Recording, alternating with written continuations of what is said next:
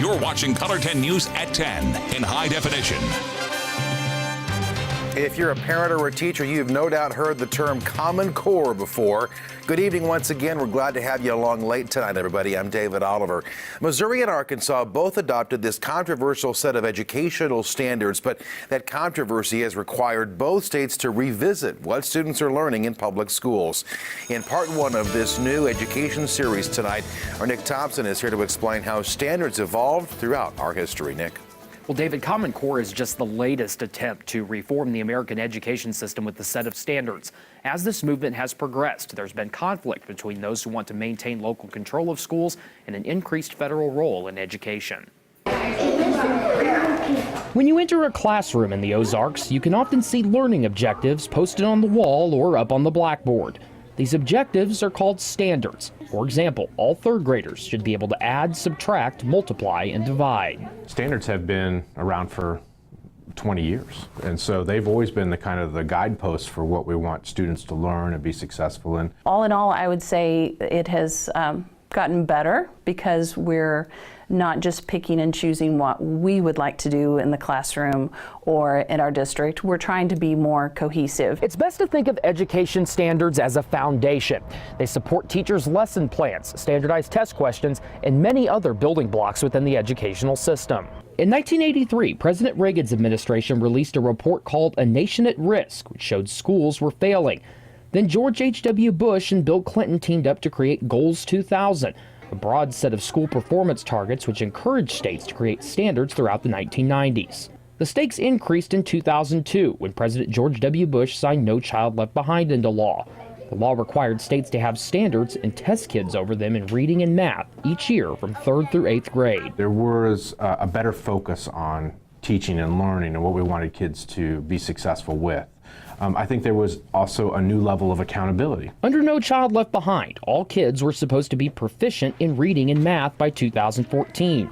If schools didn't make adequate yearly progress, they had to set aside some of their federal money for tutoring. And if problems continued, students could transfer to another school. It becomes your kids don't get these standards, then your school gets a bad grade.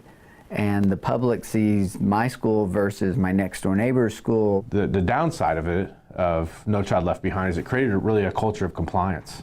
It created a culture of control, that every kid is going to jump through this same hoop at the exact same time. Learning is about so much more than just filling in the right bubble. Seeing 100% proficiency as an unrealistic target, President Obama started granting states a reprieve from No Child Left Behind's rules in 2011. Around this time, the National Governors Association and National Council of Chief State School Officers partnered to create Common Core for English and math.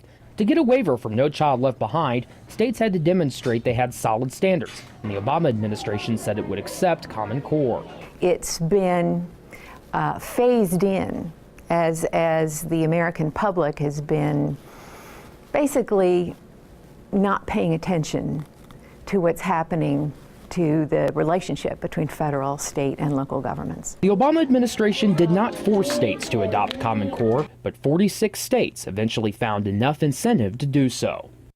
So we're hearing here, in fact, Nick, that No Child Left Behind is still in effect, right? Yes, it is. It's actually, we just don't hear much about this law anymore because the Obama administration has given most states waivers from their requirements now. Missouri actually applied and got one in 2012. I think some might wonder then, in fact, why those waivers might be so important. Well, we saw this in Oklahoma last year. Oklahoma, their lawmakers voted to get rid of the Common Core. What happened is the Obama administration stripped that state's No Child Left Behind waiver. And so Oklahoma was able to get it back, but even that situation there started an increased conversation about the role that the federal government is playing in education. More debate to come, I'm sure. All right, Nick, thanks so much for that report tonight.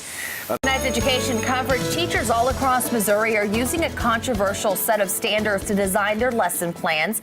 Common Core is a set of English and math standards meant to get kids ready for college and a career. And in part two of our series on standards here on your news tonight, Nick Thompson is here to explain why Common Core became controversial and why it's soon on its way out of Missouri. Nick? Well, David and Jennifer, the folks who developed Common Core say in 2013, only 26% of kids taking the ACT were college ready in all 4 subject areas. 46 states originally adopted Common Core as a way to improve student achievement. But controversy erupted because the American public became skeptical of how the standards made their way into classrooms. The United States has been the world's dominant economic power for the better part of a century, but employers and elected officials are increasingly worried about the pool of skilled labor needed to keep the machine going. That's a lot of what we hear from employers when we talk to them is that in some cases they're competing more fiercely for talent than they even are for customers. The National Governors Association and National Council of Chief State School Officers created Common Core in 2009 with one goal: prepare students for college and careers. Microsoft founder Bill Gates became one of the biggest vocal and financial supporters of the standards. Missouri's Education Department adopted Common Core in 2010 with hopes it would get students to think deeper. There's also parts of the Common Core that did increase rigor. That's contentious. That statement's contentious. But we did ask students to do more evaluate and analyze than we just did recall and remember. In English, the Common Core places a greater emphasis on nonfiction over literature. In math, students are asked to apply concepts generally to solve an array of problems. We didn't expect kindergartners to be writing full sentences. Now we're asking them to do that, and you walk down the hallways and there's tons of evidence. Man, kindergarten kids can write. We got really good at using evidence to support our thinking in our writing and in our reading. Common Core also became a common vocabulary for educators all across the country. Kids in Montana and kids in Missouri and kids in Massachusetts were all going to be kind of learning the same, going after the same target. School districts will test students over the Common Core this spring, but next year, Common Core is out. Lawmakers reacted to statewide controversy over Common Core by passing legislation to replace it with a new set of standards next school year. Educators are divided on whether Common Core set realistic expectations for students. What was particularly upsetting to me was the requirement that students leave kindergarten being able to write a paragraph and read, because that is developmentally inappropriate. I don't know if there really was anything that would just be stated our children couldn't do.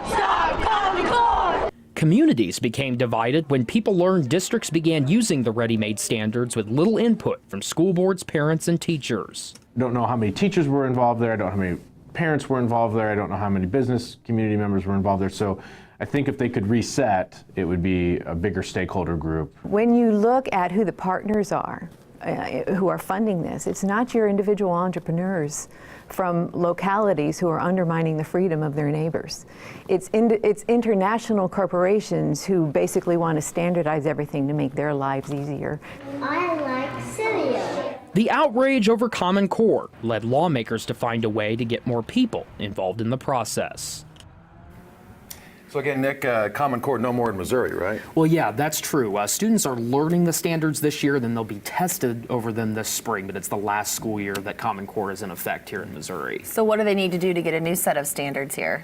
Well, actually, you saw that from folks there was kind of some public mistrust in this process of how Common Core came to be in Missouri, and so lawmakers are trying to figure out ways and found a way to get more teachers and parents involved in the process, which you'll see in the next part of our series. That's coming up tomorrow night? Coming up tomorrow night. Okay, Nick Thompson tonight. Thanks. Thank you, Nick. Education coverage now at 9 tonight. After the Common Core state standards became controversial here in Missouri, the state legislature has sent parents and teachers back to the drawing board now to come up with a new set of educational standards for next school year. The problem is this year Common Core is still in effect, and due to the upheaval over those standards, the standardized tests from last year were thrown out. The test for this spring is still being developed, and in the final part of our series on standards tonight, Nick Thompson is here to explain why the race is on.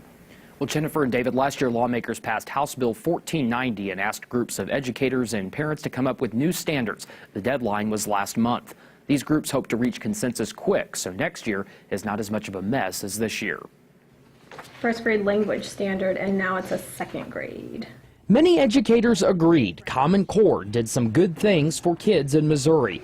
But over time, too many folks thought the standards stunk of Washington and Wall Street. So lawmakers passed House Bill 1490. That bill has folks in Jefferson City and in the Ozarks talking about Missouri's next set of standards. The process has been good for Missouri teachers and administrators, just education, because it's made us have a lot of good conversations with parent groups, with politicians, just to talk about what do you expect from your kids. There's a lot of hope in that we have the right people at the table reviewing our local control of Missouri learning standards. We're used to looking at 2 text, 3 text. Common Core was used just for English and math, but House Bill 1490 invited educators to also look at Missouri standards for science and social studies. The bill created 8 work groups for each of these core subjects in the elementary and secondary grade levels. They had a year to review and revise Missouri standards, and they presented them to the State Board of Education in October. That body has to review the group recommendations and vote on them next spring. One of the things that good teachers do are always what's best practice. And so we, I think as a group, will be looking at standards. I think districts will be really digging in to see what the new information is and what our state brings forward for us. Right now, as people are reviewing those standards, we're noticing, well, there's some holes. We probably need to look at those and massage them a little bit before they're really ready for K-12 educators to grip into them and start teaching them. We've seen standards are controversial, so why have them? In this series, we've spoken with a business leader and 4 local educators with decades of experience, and all of them agree on one thing: standards are necessary. You have a very diverse state. We have rural and urban areas, and we are setting the bar that all 3rd graders through our would have the same expectation for learning. The problem with standards then was not that they existed, not that we had them at a state level for professional discussion, but discussions then revolved around tying teacher evaluations to them. And they revolved around making decisions about individual students based on them. The principles that are important on this is that you have rigorous standards for students, and that those are properly matched with the needs, ultimately, that they're going to need to be able to be successful. So there is inequities. With standards, the inequities have been cut all across the state of Missouri and all across the country. The task of developing standards is a lot like our democracy. It can be messy and people will always disagree. The next few months will determine if Missouri can forge a final compromise that will prepare the state students to be competitive with their national and international peers. So, Nick, when do these new standards go into effect? Well, right now they're open for public comment, and the State Board of Education is hoping to vote on them in March so that they can go into effect next school year. Now, the State Board doesn't necessarily have to approve what these committees have come up with.